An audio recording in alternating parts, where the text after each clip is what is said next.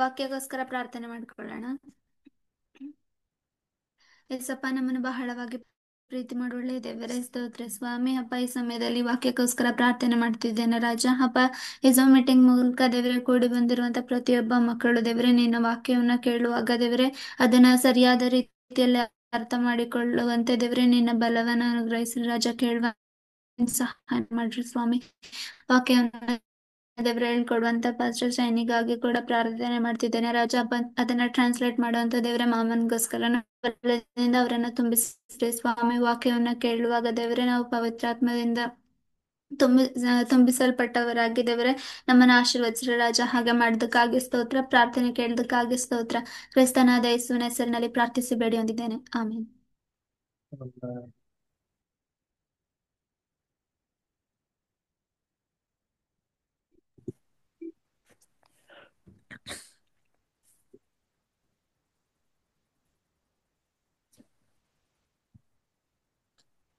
Amen. So let's continue the message, continue in what you have learned. So ಪಾಠ 13 ನೀವು ಕಲ್ತಿರೋದ್ರಲ್ಲಿ ಮುಂದುವರಿರಿ ಅನ್ನುವಂಥದ್ದನ್ನ ನಾವು ಮುಂದುವರಿಸೋಣ. And we finished the introduction, which was about how we have to have assurance that we are inside of Christ and all answers are inside of Christ. ನಾವು ಈ ಪರಿಚಯ ಭಾಗವನ್ನ ಈಗಾಗಲೇ ಮುಗಿಸ್ಕೊಂಡಿದ್ದೇವೆ. ದೇವರ ಮಗುವಾಗಿರುವ ಭರವಸೆಯನ್ನ ಹೊಂದಿ ನಾವು ಆ ಆಶೀರ್ವಾದಗಳನ್ನ ಉತ್ತರಗಳನ್ನ ಪಡ್ಕೋಬೇಕು ಎಂಬುದಾಗಿ. And the way we can discover our answer is through the word. So the Bible says that the word became flesh, and then that flesh is who came on this earth as Jesus Christ. ನಮ್ಮ ಜೀವನದಲ್ಲಿ ಎಲ್ಲದಕ್ಕೂ ಉತ್ತರ ಪಡ್ಕೊಳ್ಳುವಂತಹ ಮಾರ್ಗ ಅಂದ್ರೆ ಅದು ವಾಕ್ಯ.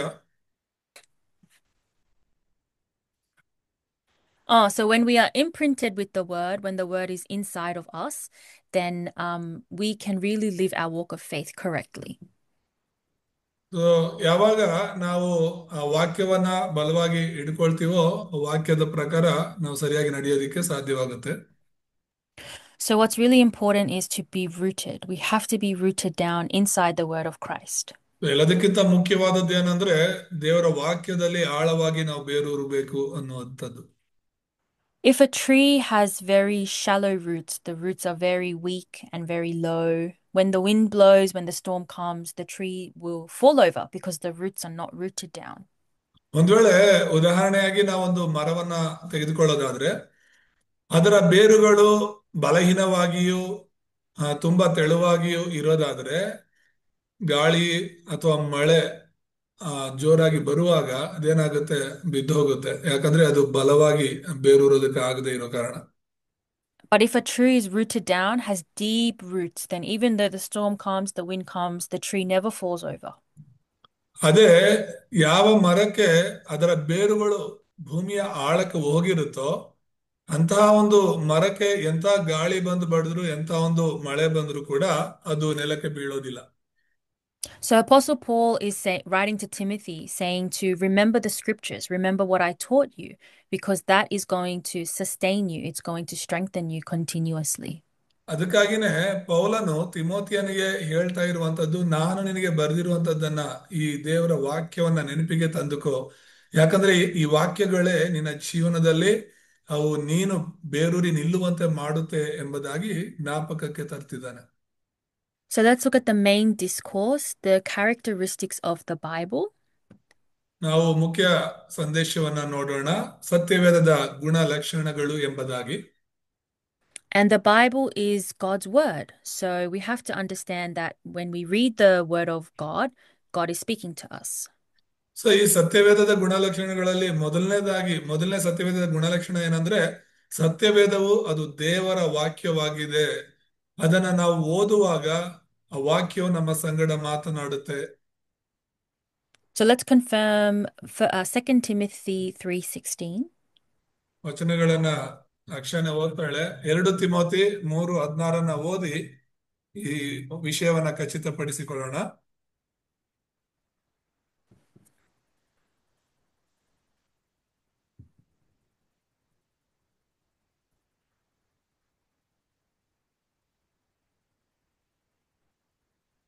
ಎರಡು Timothy 3:16.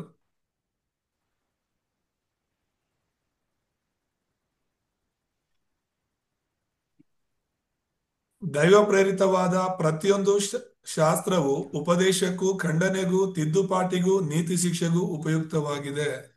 ಆಮೇಲೆ Amen. So the scripture is God breathed. That means that God breathed his living breath of life into scriptures, and we have to use the word of God for teaching, rebuking, and for training. So ಇಲ್ಲಿ ಏನ್ ನೋಡ್ತಾ ಇದೀವಿ ನಾವಂದ್ರೆ, ವಾಕ್ಯಗಳೆಲ್ಲವೂ ಕೂಡ ದೈವ ಪ್ರೇರಿತವಾಗಿವೆ, ದೇವರೇ ಪ್ರೇರೇಪಿಸಿ ಕೊಟ್ಟಿರುವಂತದ್ದಾಗಿದೆ. ಹಾಗಾಗಿ ಈ ವಾಕ್ಯಗಳು ನಮಗೆ ಉಪದೇಶ ಮಾಡೋದಕ್ಕೆ, ಖಂಡನೆಗೆ, ತಿದ್ದುಪಾಟಿಗೆ, ನೀತಿ ಶಿಕ್ಷೆಗೆ ಉಪಯುಕ್ತವಾಗಿವೆ ಎಂಬುದಾಗಿ ನೋಡ್ತೇವೆ. And the text says that the Bible is God's inspired word that he gave to man. So even though they wrote the Bible, they were inspired by the Holy Spirit. ಮತ್ತೆ ಈ ಆ, ವಾಕ್ಯಗಳೆಲ್ಲವೂ ಕೂಡ ದೈವ ಪ್ರೇರಿತವಾಗಿವೆ ಮತ್ತು ಇದು ಮನುಷ್ಯನಿಗೆ ಕೊಡಲ್ಪಟ್ಟಿದೆ ಎಂಬುದಾಗಿ ನಾವು ನೋಡ್ತೇವೆ. So many people can accuse, especially in the Islamic faith, they say, how can man write the Bible? But actually, it was man inspired by God's Spirit. Muslims ಹೇಳೋದೇನಂದ್ರೆ, ಅದೇಗೆ ದೇವರು ಮನುಷ್ಯರನ್ನ ಪ್ರೇರೇಪಿಸ್ತಾನೆ ಅಂತ ಹೇಳ್ಬಿಟ್ಟು, ಅಂದ್ರೆ ಮನುಷ್ಯರು ಹೇಗೆ ದೇವರು ಮಾತುಗಳನ್ನ ಬರೀಲಿಕ್ಕೆ ಸಾಧ್ಯ ಅಂತ. ಆದ್ರೆ ಸತ್ಯ ಏನು ಅಂದ್ರೆ, ದೇವರು ಮನುಷ್ಯರನ್ನ ಪ್ರೇರೇಪಿಸಿ ಬರೆಸಿರೋದು. And what's really important is when we read the word of God is living. So it's not just like we're reading something for knowledge, but we have to read and we have to experience the word of God being fulfilled in our life. ದೇವರ ವಾಕ್ಯ ಇದು. ಹಾಗಾಗಿ ಈ ದೇವರ ವಾಕ್ಯಗಳನ್ನ ನಾವು ಕೇವಲ ನಮ್ಮ ತಿಳುವಳಿಕೆಯನ್ನ, ಜ್ಞಾನವನ್ನ ಹೆಚ್ಚಿಸ್ಕೊಳ್ಳೋದಕ್ಕಾಗಿ ಮಾತ್ರ ಓದಬಾರದು. ಈ ವಾಕ್ಯವು ನಮಗೆ ಜೀವ ಕೊಡುವಂತದ್ದಾಗಿದೆ. ವಾಕ್ಯಾನುಸಾರ ನಾವು ನಡೆಯುವಂತವರಾಗಿರ್ಬೇಕು. Also, the Bible is a book of prophecy. So it's talking about events of the future. God is saying that this will happen in the future, that will happen in the future. ಎರಡನೇ ಗುಣಲಕ್ಷಣ ಏನಂದ್ರೆ, ಸತ್ಯವೇದು ಪ್ರವಾದನೆ ಪುಸ್ತಕವಾಗಿದೆ ಎಂಬುದಾಗಿ ನೋಡ್ತಾ ಇದ್ದೇವೆ. ಯಾಕಂದ್ರೆ ಪ್ರವಾದನೆ ಪುಸ್ತಕ ಅಂದ್ರೆ ಏನು ಅಂದ್ರೆ, ಭವಿಷ್ಯದಲ್ಲಿ ಹಿಂದೆ ಏನ್ ನಡೀತು ಅಥವಾ ಈಗ ಏನ್ ನಡೀತಾ ಇದೆ, ಮುಂದೆ ಏನ್ ನಡೀತಾ ಅಂತ ಪ್ರತಿಯೊಂದನ್ನು ಕೂಡ ಸತ್ಯವೇದ ತಿಳಿಸುತ್ತೆ. So we can have a lot of anxiety or stress about our future. We do something and we always worry, what's going to happen to me? But actually, if we can hold on to the word of God, then we don't have to have worries and problems. ಸತ್ಯವೇದ ಪ್ರವಾದನೆ ಪುಸ್ತಕವಾಗಿರೋದ್ರಿಂದ ಭವಿಷ್ಯದಲ್ಲಿ ನಮ್ಮ ಜೀವನ ಏನಾಗುತ್ತೆ ಅಂತ ಹೇಳಿ ತುಂಬಾ ಸ್ಪಷ್ಟವಾಗಿ ಬರೆಯಲ್ಪಟ್ಟಿದೆ. ಕೆಲವು ಸಲ ನಾವೇನಾದ್ರೂ ಮಾಡಬಾರದು ಕೆಲಸ ಮಾಡುವಾಗ ಇದರ ಪ್ರತಿಫಲ ಏನಾಗುತ್ತೋ ಮುಂದೆ ಅಂತ ಹೇಳ್ಬಿಟ್ಟು ಚಿಂತೆ ಮಾಡ್ತಾ ಇರಬಹುದಾಗಿ. ಆದ್ರೆ ಸತ್ಯವೇದ ಪ್ರತಿಯೊಂದಕ್ಕೂ ಉತ್ತರವಾಗಿ ಕೊಡಲ್ಪಟ್ಟಿರೋದ್ರಿಂದ ನಮ್ಮ ಭವಿಷ್ಯ ಏನು ಎಂಬುದಾಗಿ ಮುಂಚಿತವಾಗಿ ನಾವು ತಿಳ್ಕೊಂಡಿದ್ದೇವೆ.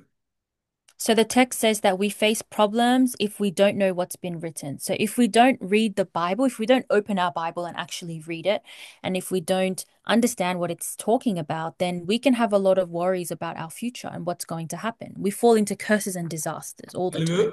ವಿವರಣೆಯನ್ನ ನೋಡುವಾಗ ಭವಿಷ್ಯದ ಘಟನೆಗಳನ್ನ ಬೈಬಲ್ ನಲ್ಲಿ ನಿಖರವಾಗಿ ಭವಿಷ್ಯ ನುಡಿದಿರುವುದರಿಂದ ಏನು ಬರೆಯಲಾಗಿದೆ ಎಂದು ನಮಗೆ ತಿಳಿದಿಲ್ಲದಿದ್ದರೆ ನಾವು ವಿಪತ್ತುಗಳನ್ನು ಎದುರಿಸುತ್ತೇವೆ ಅಂತ. ಅಂದ್ರೆ ಸತ್ಯವೇದವನ್ನ ನಾವು ಸರಿಯಾಗಿ ಅರ್ಥ ಮಾಡ್ಕೊಂಡಿಲ್ಲ ಅಂತ ಹೇಳಿದ್ರೆ ನಾವು ಚಿಂತಾಕ್ರಾಂತರಾಗಿರ್ಬೇಕಾಗುತ್ತೆ. So let's read Revelation 1:3. ಪ್ರಕಟಣೆ 1:3 ಓದೋಣ.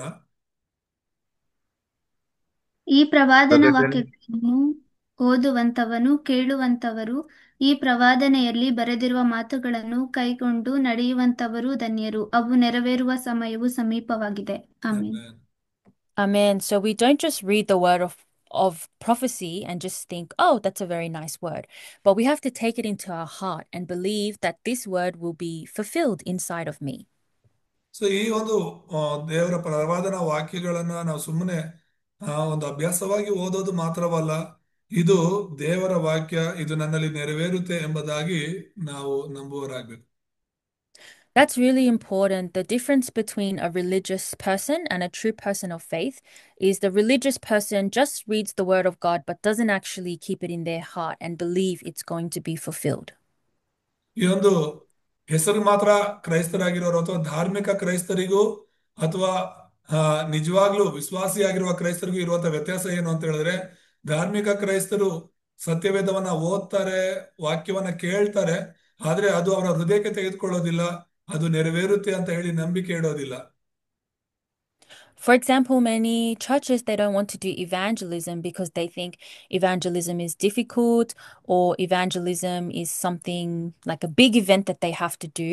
But if they hold on to the covenant of evangelism in the Bible and they pray and believe this will be fulfilled through me, then the work of the Holy Spirit takes place.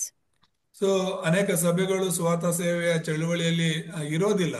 ಯಾಕಂದ್ರೆ ಸೇವೆಗಳು ತುಂಬಾ ಕಷ್ಟಕರವಾಗಿವೆ ಎಂಬುದಾಗಿ ಅನ್ಕೊಳ್ತಾರೆ. ಆದ್ರೆ ದೇವರ ವಾಕ್ಯವನ್ನ ಹಿಡಿದು ಪ್ರಾರ್ಥನೆ ಮಾಡುವಾಗ ದೇವರೇ ಸುವಾರ್ತೆಯ ಬಾಗಿಲುಗಳನ್ನ ತೆರೀತಾರೆ. For example, Joseph in the Bible, he really held on to world evangelization to the point that he had a dream that the sun, stars, and everything bowed down to him. ಉದಾಹರಣೆಯಾಗಿ ನಾವು ನೋಡೋದಾದ್ರೆ ಯೋಸೆಫನ ಬಗ್ಗೆ ನೋಡ್ಬೋದು. ಯೋಸೆಫನು ಒಂದು ದೇವರ ಒಡಂಬಡಿಕೆನ ಹಿಡ್ಕೊಂಡ, ಅವನು ಕನಸು ಕಂಡ. ಆ ಕನಸಲ್ಲಿ ಒಂದು ಅಣ್ಣ ತಮ್ಮಂದರಾಗ್ಲಿ ಅಥವಾ ತಂದೆ ತಾಯಿಗೆ ಸಮಾನವಾದಂತಹ ಸೂರ್ಯ ಚಂದ್ರರು ಅಡ್ಡ ಬಿದ್ರು ಎಂಬುದಾಗಿ ಅವನು ಕನಸು ಕಾಣ್ತಾನೆ. But what about Joseph's brothers? Joseph's brothers didn't care about world evangelization. They didn't care about God's covenant. So they lived very physical lives. That's why they were very different compared to Joseph. ಹೌದು, ಯೋಸೆಫನು ಲೋಕ ಸುವಾರ್ತೀಕರಣದ ಕುರಿತಾಗಿ ಕನಸು ಕಾಣ್ತಾ ಇದ್ರೆ ಅಣ್ಣ ತಮ್ಮಂದರಿಗೆ ಅದರ ಸಂಬಂಧನೇ ಇಲ್ಲ ಅನ್ನೋ ರೀತಿಯಲ್ಲಿ ಪ್ರವರ್ತನೆ ಮಾಡ್ತಾ ಇದ್ರು, ನಡ್ಕೊಳ್ತಾ ಇದ್ರು ಎಂಬುದಾಗಿ ನೋಡ್ತೀವಿ. ಅದ್ರ ಬಗ್ಗೆ ಅವ್ರು ಚಿಂತನೆ ಮಾಡ್ತಿರ್ಲಿಲ್ಲ. So our remnants, you have to have that dream, like how can my skills, my talents, my everyday life, how can I be used for world evangelization? You have to have that kind of dream. ಪ್ರತಿ ಸಲ ನೀವು ಕನಸು ಕಾಣ್ಬೇಕಾಗಿರೋದು ಏನಂದ್ರೆ, ನನಗಿರುವಂತಹ ತಲಾಂತು, ನನಗಿರುವಂತಹ ಆ ಒಂದು ಕೌಶಲ್ಯ, ನನಗಿರುವಂತಹ ಜ್ಞಾನ, ನಾನು ಯಾವ ರೀತಿಯಲ್ಲಿ ದೇವರ ಒಂದು ಸುವಾರ್ಥ ಸೇವೆಯಲ್ಲಿ ಈ ಲೋಕ ಸುವಾರ್ತೀಕರಣದಲ್ಲಿ ಉಪಯೋಗವಾಗಬೇಕು ಅನ್ನುವಂತ ಕನಸು ಕಾಣುವರಾಗಿರು. So this is the flow, and this is the flow of the covenant inside of the Bible. We have to open our spiritual eyes to see. ಇದು ಪ್ರಾರಂಭದಿಂದಲೂ ಸತ್ಯವೇದದಲ್ಲಿ ಇರುವಂತ ಒಂದು ಹರಿವಾಗಿದೆ. ಈ ಹರಿವನ್ನ ನೋಡುವಂತ ಕಣ್ಣುಗಳನ್ನ ನಾವು ತೆರೀಬೇಕು. So very important, if we hold on to the word of God, we don't have to be shaken by problems, by the deception of Satan, because the word of God is deeply rooted inside of you. ದೇವರ ವಾಕ್ಯವನ್ನ ನಾವು ನಮ್ಮ ಹೃದಯದ ಅಂತರಾಳದಲ್ಲಿ ಮುದ್ರೆ ಮಾಡಿಕೊಳ್ಳುವಾಗ ನಾವು ಸೈತಾನನು ಕೊಡುವಂತಹ ವಂಚನೆಯ ಮಾತುಗಳಿಗೋ ಸಮಸ್ಯೆಗಳಿಗೋ ನಾವು ಕಿವಿಗೊಡೋ ಅವಶ್ಯಕತೆ ಇರಲ್ಲ. So the Bible is also an eternal promise. So Isaiah 40 verse 8. ಮೂರನೇದಾಗಿ ಸತ್ಯವೇದದ ಗುಣಲಕ್ಷಣ ಏನು ಅಂದ್ರೆ, ಸತ್ಯವೇದವು ಶಾಶ್ವತ ವಾಗ್ದಾನವಾಗಿದೆ ಎಂಬುದಾಗಿ. ಯೆಶಾಯ 48ನೇ ವಚನವನ್ನು ಓದ್ಕೊಳ್ಳೋಣ. ಹುಲ್ಲು ಒಣಗಿ ಹೋಗುವುದು, ಹೂವು ಬಾಡಿ ಹೋಗುವುದು, ನಮ್ಮ ದೇವರ ಮಾತು ಸದಾಕಾಲವೂ ಇರುವುದು ಎಂದು ಉತ್ತರವಾಯಿತು. ಆಮೇನ್. Amen. So this world is going to fade away. All the grass, it dies one day. All the flowers die one day. But actually the word of God is eternal. It never dies. It never fades. ಹೌದು, ಒಂದು ದಿನ ಹುಲ್ಲು ಒಣಗಿ ಹೋಗುತ್ತದೆ, ಒಂದು ದಿನ ಹೂ body ಹೋಗುತ್ತದೆ. ಆದ್ರೆ ನಮ್ಮ ದೇವರ ಮಾತಾದರೂ ಸದಾ ಕಾಲದ ಇರುತ್ತೆ, ಅದೆಂದಿಗೂ ಕೂಡ ನಾಶವಾಗೋದಿಲ್ಲ. And when we read the Bible, when we read about Joseph, David, Moses, Abraham, the same God, the God of the covenant who gave them the word and who fulfilled the word in them, that is the same God that we are serving right now.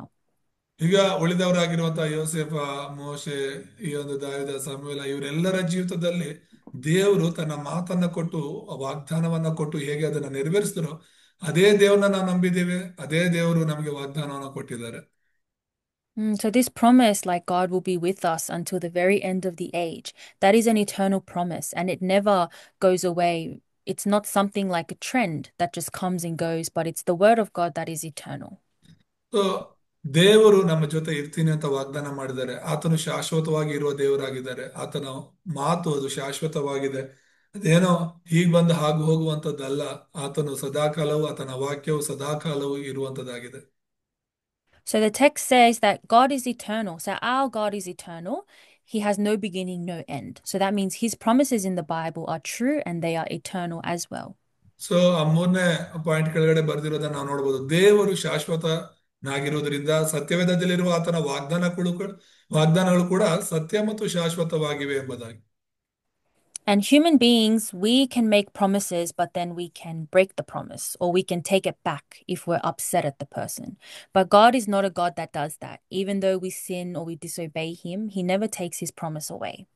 ನಾವು ಮನುಷ್ಯರಾಗಿರೋದ್ರಿಂದ ಅನೇಕ ಸಲ ನಾವು ಅನೇಕರಿಗೆ ಮಾತು ಕೊಟ್ಟಿರ್ತೀವಿ, ವಾಗ್ದಾನ ಮಾಡಿರ್ತೀವಿ, ಆದ್ರೆ ಅವುಗಳನ್ನ ನೆರವೇರ್ಸಲ್ಲ, ಅಥವಾ ಕೆಲವು ಸಲ ಕೊಟ್ಟಂತ ಮಾತನ್ನ ವಾಪಸ್ ತಗೊಂತೀವಿ. ದೇವರು ನಮ್ಮ ಹಾಗೆ ಮನುಷ್ಯನಲ್ಲ. ಆತನು ದೇವರಾಗಿರೋದ್ರಿಂದ ಆತನು ಕೊಟ್ಟಿರುವಂತ ವಾಗ್ದಾನವನ್ನ ನೆರವೇರಿಸದೆ ಇರೋದಿಲ್ಲ. ಒಂದು ವೇಳೆ ನಾವು ಅಲ್ಪರಾಗಿದ್ರು ಕೂಡ, ಬಲಹೀನರಾಗಿದ್ರು ಕೂಡ, ಏನಾದ್ರೂ ತಪ್ಪು ಮಾಡಿದ್ರು ಕೂಡ ಆತನು ಆ ವಾಗ್ದಾನವನ್ನ ನೆರವೇರಿಸದೆ ಇರೋದಿಲ್ಲ. And the Bible is God's given way for us. So 2 Peter 1:21. ಸತ್ಯವೇದವು ನಮಗೆ ದೇವರು ನೀಡಿದಂತಹ ಮಾರ್ಗವಾಗಿದೆ ಎಂಬುದಾಗಿ ನೋಡ್ತೇವೆ. 2 ಪೇತ್ರ 1ನೇ ಅಧ್ಯಾಯದಲ್ಲಿ 21ನೇ ವಚನ ಓದೋಣ.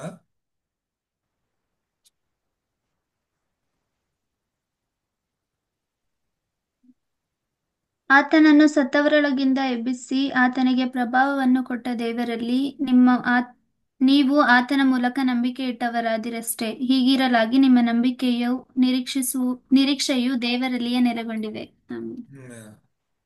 Amen. So the prophecies in the Bible, they were not just made up by ಇರ್ಬೋದು. man. They were not just made up by religious leaders. They were given by God.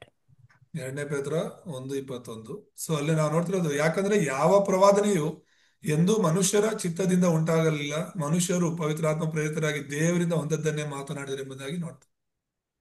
Mm.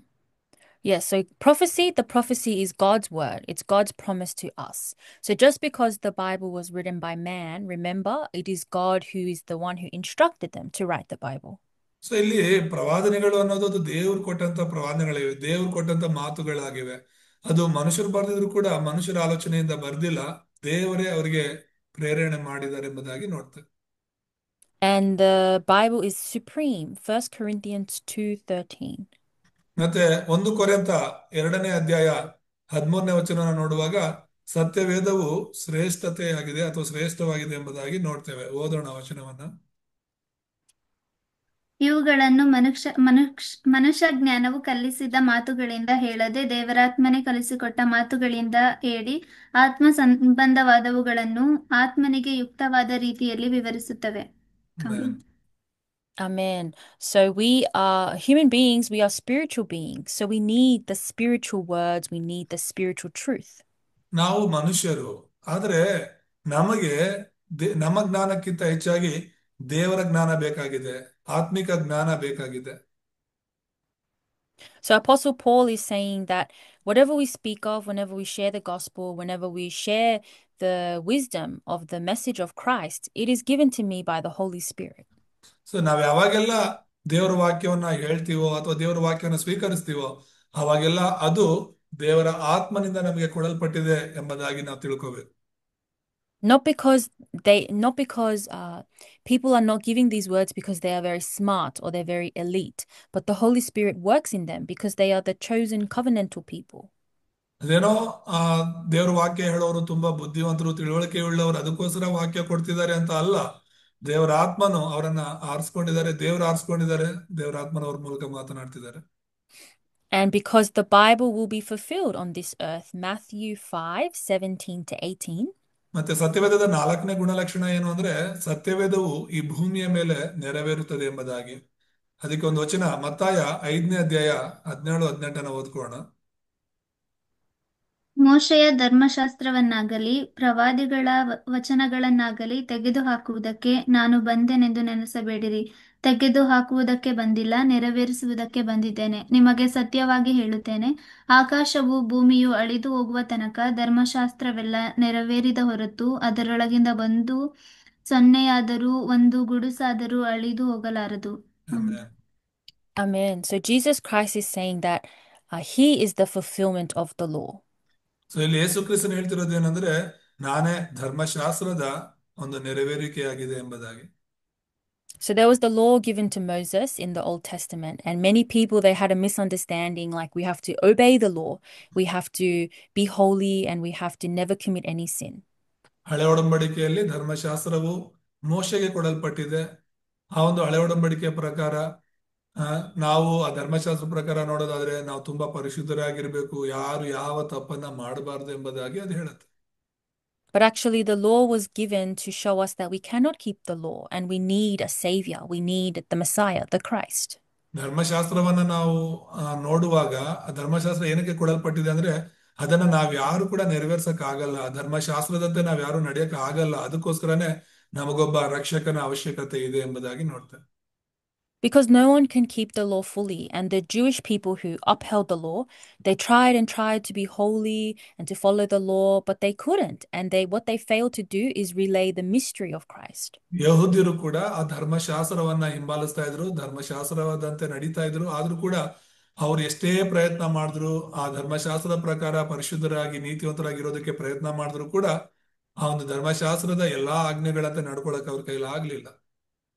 So Jesus is saying, I came to fulfill everything and I came to fulfill the scriptures. So all the scriptures from Genesis to Revelations, it is talking about Jesus Christ. ಅದಕ್ಕೋಸ್ಕರನೇ 17ನೇ ವಚನದಲ್ಲಿ ನಾವು ಓದ್ಕೊಂಡಿದ್ದು, ಮೋಶೆ ಧರ್ಮಶಾಸ್ತ್ರವನ್ನಾಗ್ಲಿ ಪ್ರವಾದಿಗಳ ವಚನಗಳನ್ನಾಗ್ಲಿ ತೆಗೆದು ಹಾಕಕ್ ನಾನು ಬಂದಿಲ್ಲ, ಅದನ್ನ ನೆರವೇರಿಸೋದಕ್ಕಾಗಿ ಬಂದಿದ್ದೇನೆ ಎಂಬುದಾಗಿ. ಆದಿಕಾಂಡದಿಂದ ಪ್ರಕಟಣೆ ತನಕ ನಾವು ನೋಡೋದಾದ್ರೆ ಎಲ್ಲವೂ ಕೂಡ ಕ್ರಿಸ್ತನ ಕುರಿತಾಗಿನೇ ಮಾತನಾಡ್ತಾ ಇದೆ. Yeah, so we should never take the Bible as a small thing. And this blessing of salvation, this blessing of Christ, it is not a small thing. It is really a historic, eternal blessing that never goes away. ಸತ್ಯವೇದವನ್ನಾಗ್ಲಿ ರಕ್ಷಣೆಯನ್ನಾಗ್ಲಿ ಯೇಸು ಕ್ರಿಸ್ತನಾಗ್ಲಿ ಚಿಕ್ಕ ಚಿಕ್ಕ ವಿಷಯವಾಗಿ ನಾವು ಪರಿಗಣಿಸಬಾರದು. ಇದು ಶಾಶ್ವತವಾದ ಆಶೀರ್ವಾದವಾಗಿದೆ, ಅದು ಯಾವಾಗ್ಲೂ ಕೂಡ ನಮಗೋಸ್ಕರ ಕೊಡಲ್ಪಟ್ಟಿರುವಂತದ್ದಾಗಿದೆ. So if we can believe just a little bit, even, oh wow, this God who created the entire world is with me through the blessing of Emmanuel, then you can overcome a lot of your problems or your stress or your worries about your studies, about your family, about anything. ಒಂದು ವೇಳೆ ಇಮ್ಮಾನುವೇಲನು ನನ್ನ ಜೊತೆ ಇದ್ದಾರೆ ಎಂಬುದಾಗಿ ಸಂಪೂರ್ಣವಾಗಿ ನೀನು ನಂಬಿ ಆ ಆಶೀರ್ವಾದದಲ್ಲಿ ಇರೋದಾದ್ರೆ, ನಿನ್ನ ಜೀವನದಲ್ಲಿ ಎದುರಾಗುವಂತಹ ಒಂದು ವೇಳೆ ವಿದ್ಯಾಭ್ಯಾಸದ ವಿಷಯವಾದ ಚಿಂತೆಗಳಾಗಿರ್ಬೋದು, ಕುಟುಂಬದ ಚಿಂತೆಗಳಾಗಿರ್ಬೋದು, ಭವಿಷ್ಯದ ಚಿಂತೆಗಳಾಗಿರ್ಬೋದು, ನೀನು ಜಯಿಸಬಹುದು. So everything works according to what's in the Bible and the covenant. Who has the covenant? They are the truly successful person on this earth. ಸತ್ಯವೇದದಲ್ಲಿ ಹೇಳಲ್ಪಟ್ಟಿರುವ ಪ್ರಕಾರನೇ ಎಲ್ಲವೂ ನೆರವೇರುತ್ತೆ. ಆ ಒಂದು ಒಡಂಬಡಿಕೆನ ಯಾರು ಹಿಡ್ಕೊಳ್ತಾರೋ ಅವ್ರ ಜೀವನದಲ್ಲಿ ಆ ವಾಕ್ಯಗಳು ಖಂಡಿತ ನೆರವೇರುತ್ತೆ.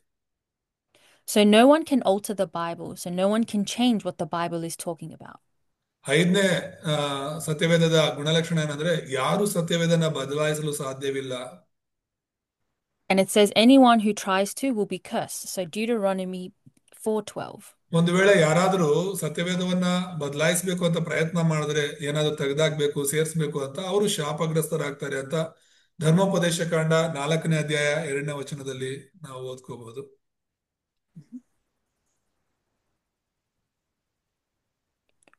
ನಿಮ್ಮ ದೇವರಾದ ಯೆಹೋವನು ಕೊಟ್ಟ ಆಜ್ಞೆಗಳನ್ನೇ ನಾನು ನಿಮಗೆ ತಿಳಿಸುತ್ತಾ ಇದ್ದೇನೆ. ಈ ಮಾತುಗಳನ್ನು ನೀವು ಕೈಗೊಳ್ಳಬೇಕೇ ಹೊರತು ಅವುಗಳಿಗೆ ಏನೂ ಕೂಡಿಸಬಾರದು, ಅವುಗಳಿಂದ ಏನೂ ತೆಗೆದು ಬಿಡಬಾರದು. Amen. Amen. Amen. So we don't add, we don't take away, but we keep the commands that the Lord has given to us. So ಅದ್ರೊಳಗೆ ನಾವೇನು ಸೇರಿಸಬಾರ್ದು, ಏನು ತೆಗಿಬಾರ್ದು ಎಂಬುದಾಗಿ ನಾವು ನೋಡ್ತೇವೆ, ಯಾಕಂದ್ರೆ ಅದು ದೇವರ ಆಜ್ಞೆ ಆಗಿದೆ.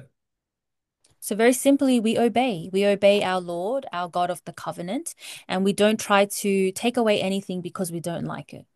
ಒಂದು ವೇಳೆ ನಮ್ಗೆ ಏನಾದ್ರೂ ಇಷ್ಟ ಇಲ್ಲ ಅಂದ್ರೆ, ಆ ವಚನ ನನಗೆ ಬೇಡ ಅನ್ನೋದಾದ್ರೆ ಅದನ್ನ ನಾವು ತೆಗೆದುಹಾಕೋದು, ಇಷ್ಟ ಇರೋದನ್ನ ಸೇರಿಸೋದು ಅಲ್ಲ.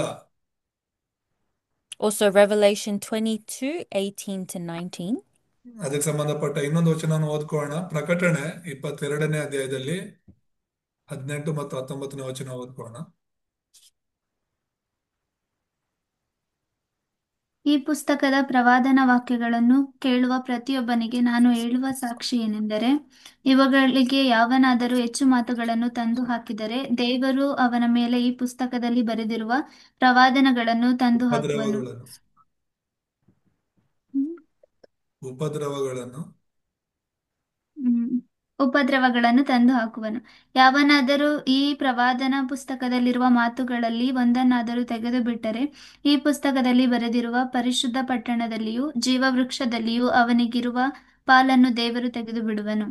ಆಮೆನ್.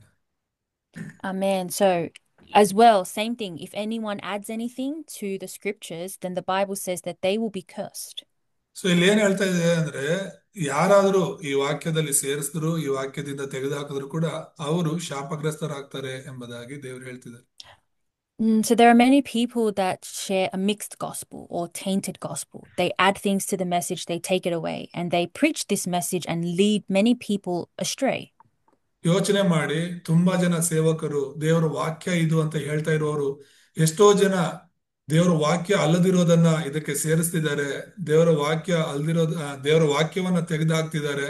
ಇಂತಹ ಒಂದು ಏನು ಕಲಬೆರಕೆಯ ವಾಕ್ಯವನ್ನ ದೇವರ ವಾಕ್ಯ ಅಂತ ಹೇಳ್ಬಿಟ್ಟು ಜನರಿಗೆ ಸಾರ್ತಾ ಎಷ್ಟೋ ಜನರು ಶಾಪಗ್ರಸ್ತದಲ್ಲಿ ಇರುವಂತೆ ಮಾಡ್ತಿದ್ದಾರೆ.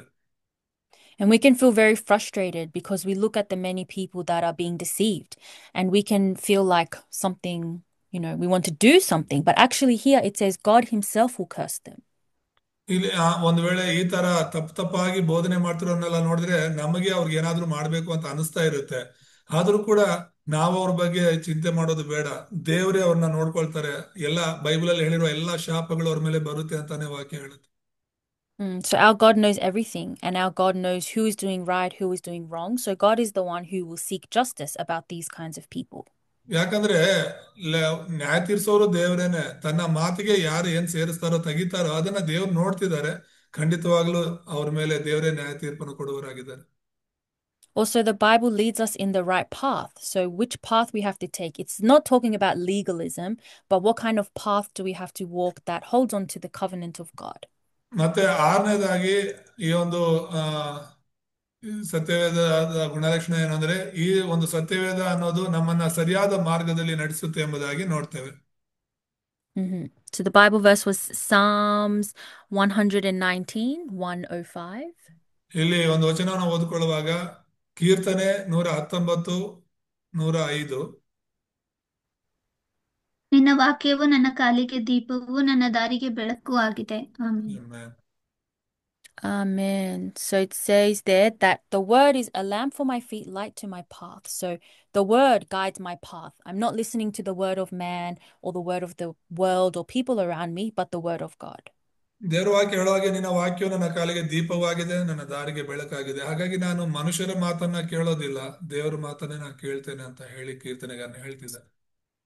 So remnants, you have to have the correct standard of your walk of faith, not listening to your friends, not listening to what people in the world are doing, but you listen to what the word of God says. ಅದಕ್ಕೆ ಇಲ್ಲಿರುವಂತ ಎಲ್ಲ ಉಳಿದವರು ನಿಮ್ಮ ಸ್ನೇಹಿತರ ಮಾತೋ ಅಥವಾ ಬಂಧು ಬಳಗದ ಮಾತೋ ಅಥವಾ ಬೇರೆ ಲೋಕದ ಜನರ ಮಾತುಗಳನ್ನೆಲ್ಲ ನಾವು ಕೇಳಬೇಕಾಗಿರೋದು, ದೇವ್ರ ಮಾತನ್ನ ಕೇಳ. And we'll quickly read Acts 20 verse 32. ಬೇಗ ಅಪೊಸ್ತಲ ಕೃತ್ಯಗಳಲ್ಲಿ 20:32 ವಚನವನ್ನು ಓದೋಣ.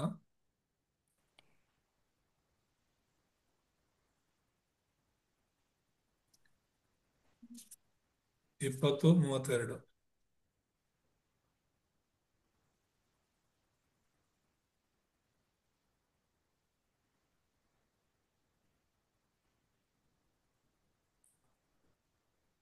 ನಾನೀಗ ನಿಮ್ಮನ್ನು ಕರ್ತನಿಗೂ ಆತನ ಕೃಪಾ ವಾಕ್ಯಕ್ಕೂ ಒಪ್ಪಿಸಿಕೊಡುತ್ತೇನೆ. ಆತನು ನಿಮ್ಮಲ್ಲಿ ಭಕ್ತಿ ವೃದ್ಧಿಯನ್ನುಂಟು ಮಾಡುವುದಕ್ಕೂ ಪವಿತ್ರರಾದವರೆಲ್ಲರಲ್ಲಿ ನಿಮಗೆ ಹಕ್ಕನ್ನು ಅನುಗ್ರಹಿಸುವುದಕ್ಕೂ ಶಕ್ತನಾಗಿದ್ದಾನೆ. Amen. Amen. So the word can build us up. So ದೇವರ ವಾಕ್ಯವು ನಮ್ಮನ್ನ ಕಟ್ಟುತ್ತೆ ಎಂಬುದಾಗಿ ನೋಡ್ತೇವೆ. And give us an inheritance. Inheritance is a blessing that we receive from the word. ಮತ್ತೆ ಈ ವಾಕ್ಯದಿಂದ ದೇವರು ನಮಗೆ ಹಕ್ಕನ್ನ ಒದಗಿಸುತ್ತೆ ಎಂಬುದಾಗಿ ನೋಡ್ತೇವೆ. And also the Bible reveals God's will to us. It's very important. God's will and plan. We always wonder, what is the plan for my life? What do I have to do for my life? But we can receive all answers through the word of God. So ಕೊನೆಯದಾಗಿ ಸತ್ಯವೇದ ಗುಣಲಕ್ಷಣ ಏನಂದ್ರೆ, ಏಳನೇದಾಗಿ ಸತ್ಯವೇದವು ನಮಗೆ ದೇವರ ಚಿತ್ತವನ್ನು ಬಹಿರಂಗಪಡಿಸುತ್ತದೆ ಮತ್ತು ಸೈತಾನನ ಶಕ್ತಿಯನ್ನು ಜಯಿಸುವ ಆಯುಧವಾಗಿದೆ ಎಂಬುದಾಗಿ ನೋಡ್ತೇವೆ. So in Matthew 4:4, it says that we don't live on bread alone, but we live from every word that comes from the mouth of God. ಮತ್ತಾಯ 4:4 ಹೇಳುತ್ತೆ, ನಾವು ರೊಟ್ಟಿಯಿಂದ ಮಾತ್ರ ಬದುಕೋದಿಲ್ಲ, ದೇವ್ರ ಬಾಯಿಂದ ಬರುವಂತ ಒಂದೊಂದು ಮಾತಿನಿಂದಲೂ ಬದುಕ್ತೇವೆ ಎಂಬುದಾಗಿ. Yeah, so remnants and everyone here, we all have a plan. God has a plan for all of our lives, but how can we discover that plan? It is through worship, when we listen to the word of God. So ಇಲ್ಲಿರುವಂತ ನಾವೆಲ್ಲರೂ ಕೂಡ, ಉಳಿದವರೆಲ್ಲರೂ ಕೂಡ ದೇವರ ಚಿತ್ತವನ್ನು ಹೇಗೆ ನಾವು ತಿಳ್ಕೊಬಹುದು ಅಂದ್ರೆ, ದೇವರನ್ನ ಆರಾಧನೆ ಮಾಡುವಾಗ, ಪ್ರಾರ್ಥಿಸುವಾಗ, ದೇವರ ವಾಕ್ಯವನ್ನು ಕೇಳುವಾಗ ದೇವರ ಚಿತ್ತವನ್ನು ನಾವು ತಿಳ್ಕೊಬಹುದು. That's why we say victory in worship is victory in life. It's not victory in your studies or victory because you are very smart, but victory in worship. That is your true victory. ಅದಕ್ಕೋಸ್ಕರನೇ ನೀನು ನಿನ್ನ education ಅಲ್ಲೋ ನಿನ್ನ ಜೀವನದಲ್ಲೋ ಏನು ಜಯ ಅಂದ್ರೆ ನಿಜವಾದ ಜಯ ಅನ್ನೋದು ಆರಾಧನೆಯಲ್ಲಿ ನಾವು ಹೊಂದ್ಕೋಬಹುದು. ಸರಿಯಾದ ಆರಾಧನೆ ನಾವು ಮಾಡುವಾಗ ಸರಿಯಾದ ಜಯವನ್ನು ನಾವು ಹೊಂದ್ಕೊಳ್ತೇವೆ. So let's have a time to pray and then we will conclude. So ಪ್ರಾರ್ಥನೆ ಮಾಡಿ ಮುಗಿಸ್ಕೊಳ್ಳೋಣ, ಸಮಯ ಆಯ್ತು. ನಮ್ಮನ್ನು ಬಹಳವಾಗಿ ಪ್ರೀತಿಸುವಂತ ನಮ್ಮ ತಂದೆಯಾದ ದೇವರೇ, ನಿಮ್ಮ ನಾಮಕ್ಕೆ ಸ್ತೋತ್ರವಾಗಲಿ.